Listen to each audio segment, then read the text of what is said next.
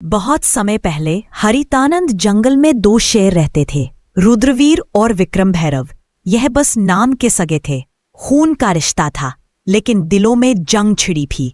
एक तरफ था न्यायप्रिय, मेहनती और दूरदर्शी राजा रुद्रवीर, और दूसरी तरफ था लालच और अहंकार में डूबा विक्रम भैरव। सुन लो हरितानंद के सभी जीव जंतु, यह इलाका रुद्रवीर का है और यहाँ के नियम भी रुद्रवीर के होंगे। बरसों से यही रिवाज है कि मांसाहारी जीव शिकार करें तो केवल बूढ़े और अशक्त जानवरों का करें। कभी भी जवान और सक्षम जीव पर पंजा उठाने की भूल मत करना, वरना सजा ऐसी मिलेगी कि आने वाली पीढ़ियां भी याद रखेंगी। हमारा जंगल तभी फल फूल सकता है जब हर प्रजाति सुरक्षित हो। महाराज, मैं हूं मीनू चूहा। अगर मेरी बात सुनने की इजाजत दे तो मैं कुछ बोलूं। मीनू चूहा कहना क्या चाहते हो, खुलकर बताओ।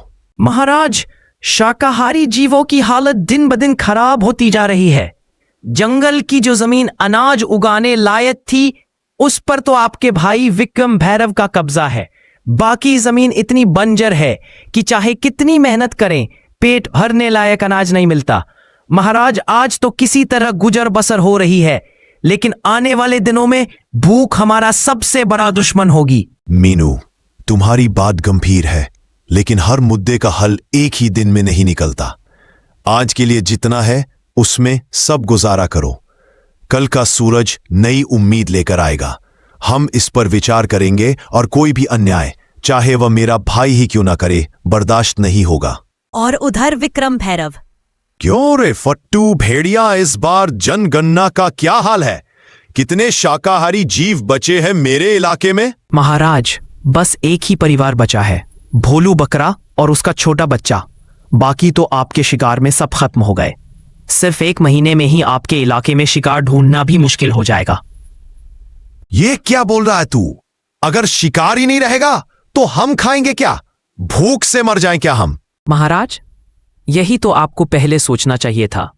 जब से आप राजा बने हैं, आपने इतनी बेरहम शिकारी की है कि गिनने के लिए उंगलियां कम पड़ जाएं। अब हालत यह है कि आखिरी बचा शिकार भी आपके बड़े भाई के इलाके में भाग गया है। भागेगा कहाँ? शिकार मेरा है, चाहे वो भाई के इलाके में क्यों ना चला जाए। आज चाहे आसमान टूट पड़े, मैं उस भोलू बकरा को खाकर ही दम लूंगा। चल फट्टू भेड़िया मेरे साथ। इतना बोलकर विक्रम भैरव और फट्टू भेड़िया दोनों भोलू बकरा के पास जाने लगते हैं। महाराज, यही है रुद्रवीर का इलाका। भोलू बकरा यही छुपा होगा, लेकिन यह जगह आपके लिए खतरे से खाली नहीं है। खतरा विक्रम भैरव के लिए? यह जंगल मेरी रगों में बहता है। फट्टू भेड़िया और शिकार मेरा हक है, चाहे वो भाई का इलाका हो या किसी और का। आज भोलू बकरा का अंत पक्का है। अचानक झाड़ियों के पीछे से भोलू बकरा और उसका बच्चा दिखाई देते हैं, डर के मारे कांपते हुए। भागो मत, तुम्हारा वक्त आ गया है। आज तुम्हारी चीखें इस जंगल में आखिरी बार गूंजेंगी। विक्रम भैरव झपटता है, तभी उसके सामने रुद्रवीर आ जाता है। बस एक कदम और ये जंगल तुम्हारे नाम को हमेशा के लिए मिटा देगा विक्रम भैरव। यह इलाका मेरा है और यहां मेरे नियम चलते हैं। तुम्हारे लालच ने पहले ही तुम्हारे इलाके को वीरान कर दिया। अब तुम मेरी प्रजा पर पंजा उठाओगे। जब तक रुद्रवीर जिंदा है, कोई भी मासूम इस जंगल में डर के साये में नहीं जिएगा। तू मुझे रोक सकेगा? तू सिर्फ अपनी प्रजा का राजा है। मैं इस पूरे जंगल का शेर हूं। मेरा शिकार मुझसे छीनने की हिम्मत कैसे हुई तुझमें? हिम्मत नहीं, फर्ज कहो इसे। राजा वो नहीं जो ताकतवर हो, राजा वो है जो कमजोर को भी उतना ही जीने का हक दे जितना खुद जीता है। अगर तुझे भूख लगी है तो मैं तुझे शिकार दूंगा, लेकिन इस भोलू बकरा का एक बाल भी बांका नहीं होने दूंगा। ठीक है भाई, आज तेरे इलाके का कानून मान लेता हूं, लेकिन याद रख, जंगल के हर कोने में तू नहीं होगा, और जब मैं अकेला शिकार देखूंगा, कोई नहीं आएगा उसे बचाने। विक्रम भैरव मुड़कर चला जाता है। रुद्रवीर भोलू बकरे को और उसके बच्चे को अपनी सुरक्षा में लेकर जंगल के अंदर ले जाता है। रात का समय विक्रम भैरव का अड्डा। आधा चांद आसमान में है, चारों ओर अंधेरा और ठंडी हवा। विक्रम भैरव गुफा के पास बैठा है, उसकी आंखों में लाल चमक। फट्टू भेड़िया पास में खड़ा है, डर और उत्सुकता के बीच। फट्टू फट्टू भेड़िया, आज की हार मैं भूला नहीं। शेर खान ने सबके सामने मेरी इज्जत मिट्टी ने मिला दी। लेकिन जंगल में ताकतवर वही नहीं होता जो सीधे पंजा मार दे। ताकतवर वो होता है जो दुश्मन के किले को अंदर से गिरा दे। महाराज, आपका क्या मतलब है? मतलब ये कि अब हम रुद्रवीर के इलाके में ऐसे बीज बोएंगे जो उसकी प्रजा को उसी के खिलाफ कर दे। हम पहले उसके जंगल में अराजकता फैलाएंगे, अनाज चुराएंगे, पानी के स्रोत गंदे करेंगे ताकि उसकी प्रजा भूखी और प्यासी हो जाए। फिर जब लोग उसके फैसलों से नाराज होंगे तो मैं आऊंगा उनके लिए मुक्तिदाता बनकर। इतना बोलकर विक्रम भैरव और फट्टू भेड़िया दोनों रात में रुद्रवीर के इलाके में चले जाते हैं और वहां जाकर तालाब में सड़ा हुआ मांस फेंक देते हैं और गुफा से अनाज को चुरा लेते हैं और फिर अपने जंगल वापस आ जाते हैं। तभी अगली सुबह। महाराज, आज सुबह जब मैं सीमा की गश्त पर निकला तो मैंने कई जगह पैरों के निशान देखे। वह हमारे इलाके के नहीं हैं। ऐसा लगता है कि कोई रात के अंधेरे में आया, चोरी की और फिर वापस चला गया। ये सिर्फ पानी और अनाज की कमी का मामला नहीं है महाराज, ये किसी बड़े षड्यंत्र की शुरुआत है। मैंने अपने कानों से सुना है महाराज, पिछली रात पहाड़ी के पार कुछ अजनबी भेड़ियों की बातें हो रही थी। वे कह रहे थे जब भूख बढ़ेगी तो राजा पर शक खुद उसकी प्रजा करेगी। यह शब्द मुझे बेचैन कर रहे हैं। महाराज, हमें जल्दी कुछ करना होगा, वरना भूख और डर हमारी एकता को तोड़ देंगे। महाराज, मैं तो बस पानी लेने तालाब गया था, लेकिन वहां की हालत देखकर मेरा दिल बैठ गया। पानी में से सड़ी हुई बदबू आ रही है, मछलियां ऊपर तैर रही है। अगर ऐसे ही रहा तो ना हम पी पाएंगे ना फसल उगेगी। मुझे तो लगता है कि यह काम किसी अंदर के गद्दार का भी हो सकता है जो दुश्मन का साथ दे रहा है। महाराज, मैं आपसे एक बात साफ साफ कहूंगी, यह काम सीधा साधा नहीं है। यह योजना किसी ऐसे के दिमाग से निकली है जो हमें अंदर से कमजोर करना चाहता है। विक्रम भैरव के पंजे सीधे हमारे इलाके तक नहीं पहुंच सकते, लेकिन उसकी चालाकी जरूर पहुंच सकती है।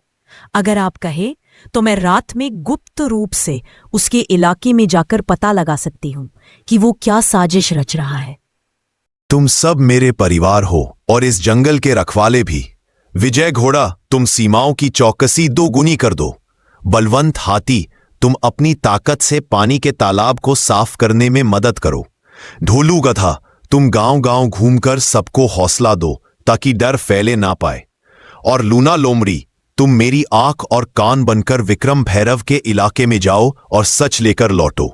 अगर विक्रम भैरव ने सच में यह वार किया है तो अगली लड़ाई जंगल की सबसे बड़ी लड़ाई होगी। सन्नाटे में लूना लोमड़ी रुद्रवीर के आदेश पर विक्रम भैरव के इलाके की ओर बढ़ रही थी। उसके हल्के हल्के कदम सूखी पत्तियों को भी आवाज नहीं करने देते थे। आज उसका हर सांस, हर नजर मौत के साए में थी। मुझे सावधान रहना होगा। विक्रम भैरव के इलाके में जरा सी आवाज भी मौत बुला सकती है, लेकिन सच जानना जरूरी है ताकि रुद्रवीर और हमारा जंगल बच सके। विक्रम भैरव का अड्डा गुफा के पास में विक्रम भैरव और फट्टू भेड़िया धीमे स्वर में बातें कर रहे हैं। लूना लोमड़ी पेड़ के पीछे छुप जाती है। फट्टू भेड़िया, पहला वार कामयाब रहा। रुद्रवीर की प्रजा भूखी और प्यासी है। अगला कदम यह होगा कि उनके बीच झगड़े करवाओ। अनाज और पानी के लिए लड़ाई होगी, तब मैं आऊंगा उन्हें बचाने के नाम पर। महाराज, लेकिन अगर रुद्रवीर को शक हो गया तो? शक से क्या होगा? जब तक उसके अपने लोग उस पर भरोसा खो देंगे वो कुछ नहीं कर पाएगा। याद रख फट्टू भेड़िया, शेर को हराने के लिए उसके पंजे नहीं, उसके दिल पर वार करो। लूना लोमड़ी यह सुनकर हैरान रह जाती है। उसके कान खड़े हो जाते हैं, लेकिन तभी पास में एक सूखी टहनी टूट जाती है और हल्की सी आवाज गूंजती है। महाराज, कुछ आवाज आई। कौन है वहां? लूना लोमड़ी तेजी से झाड़ियों में से निकलकर अंधेरे में गायब हो जाती है। विक्रम भैरव और भेड़िया उसका पीछा करने की कोशिश करते हैं, लेकिन वो लोमड़ी की फुर्ती से बच निकलती है। और अगली सुबह। महाराज, मैंने सब सुन लिया है। विक्रम भैरव हमारी प्रजा को आपसे अलग करना चाहता है। वो भूख, प्यास और झगड़े फैलाकर आपको कमजोर बनाना चाहता है और फिर खुद राजा बनना चाहता है।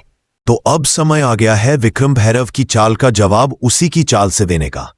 हम उसकी सोच से तेज चलेंगे और जंगल को बचाने के लिए हर कीमत चुकाएंगे। लूना लोमड़ी की खबर ने पूरे दरबार में आग लगा दी। अब शेर खान के सामने सिर्फ एक रास्ता था, एक ऐसी योजना बनाना जिसमें रुद्रवीर की चाल नाकाम हो और जंगल की एकता वापस लौट आए। सुनो मेरे साथियों, आज हम सिर्फ अपनी हुकूमत नहीं बल्कि पूरे जंगल का भविष्य बचाने जा रहे हैं। विक्रम भैरव ने सोचा कि वो भूख और डर फैलाकर हमें तोड़ देगा, लेकिन वह भूल गया कि एकजुट जंगल को कोई नहीं तोड़ सकता।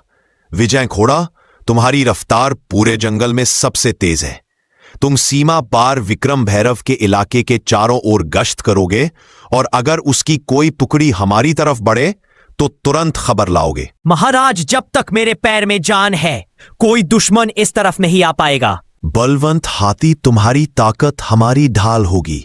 तुम अनाज के भंडार के पास रहोगे ताकि विक्रम भैरव का कोई आदमी चोरी ना कर सके।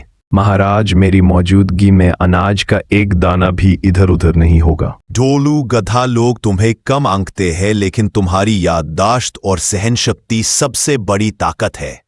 तुम जंगल के हर घर जाओगे और सबको समझाओगे कि विक्रम भैरव की अफवाहों पर भरोसा ना करे। महाराज, जब तक मेरी आवाज पहुंचेगी कोई भी अपने राजा पर भरोसा खोएगा नहीं।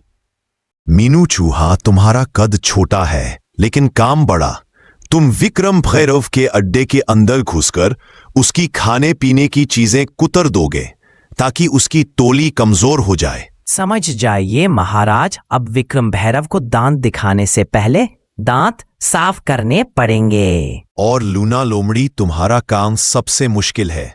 तुम विक्रम भैरव के बीच फूट डालोगी। फट्टू भेड़िए को यकीन दिलाओ कि विक्रम भैरव उसे धोखा देने वाला है और जब उनके बीच लड़ाई होगी हम वार करेंगे। महाराज, विक्रम भैरव को नहीं पता कि खेल अभी शुरू हुआ है। योजना बन चुकी थी। अब ये सिर्फ ताकत की लड़ाई नहीं थी, ये थी दिमाग, हिम्मत और एकता की परीक्षा। जंगल की सांसें तेज हो चुकी थी क्योंकि विक्रम भैरव को खबर तक नहीं थी कि रुद्रवीर ने मोर्चा संभाल लिया है। फट्टू भेड़िए, आज भोलू बकरा मेरे पंजे से नहीं बच पाएगा। जो भी सामने आए उसे रौंद देना। महाराज, रास्ता साफ है लेकिन लगता है कोई हमें देख रहा है। कुछ भी नहीं होगा। अब होगी तो सिर्फ मौत, वो भी रुद्रवीर की। चलो पहले उसके सूखे मांस के बोरे में छेद कर देता हूं, फिर उसके पानी के घड़े में भी। अब देखता हूं कितने दिन ताकत में रहता है। इधर हाथी और लोमड़ी विक्रम भैरव के सामने आ जाता है। रास्ता बंद है। अगर एक कदम भी आगे बढ़ाया तो सीधा आसमान में उछाल दूंगा। मेरे रास्ते से हट जा हाथी, वरना तेरे कान फाड़ दूंगा। कोशिश करके देख ले।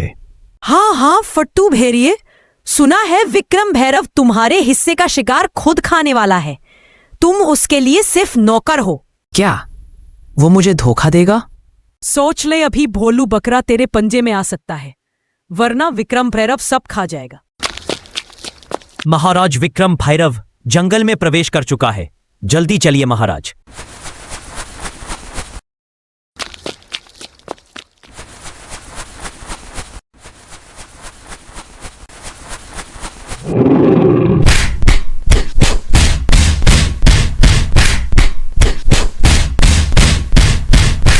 जंगल का कानून भूल गया था।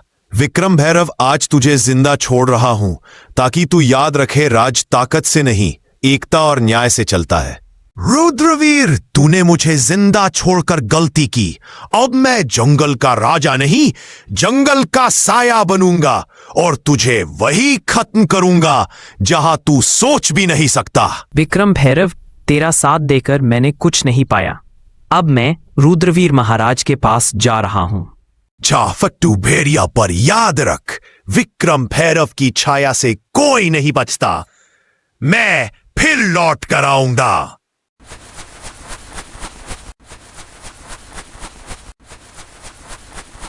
इस जंगल में कोई भी राजा नहीं है, राजा सिर्फ न्याय है, और न्याय कहता है जो प्रकृति से विश्वासघात करे उसकी जगह यहां नहीं। तो दोस्तों, इस तरह रुद्रवीर विक्रम भैरव को एक और जिंदगी जीने का मौका देता है और फिर हरितानंद जंगल फिर से शांत हो गया। लूना लोमड़ी, विजय घोड़ा और बलवंत हाथी सब अपने अपने काम में लग गए।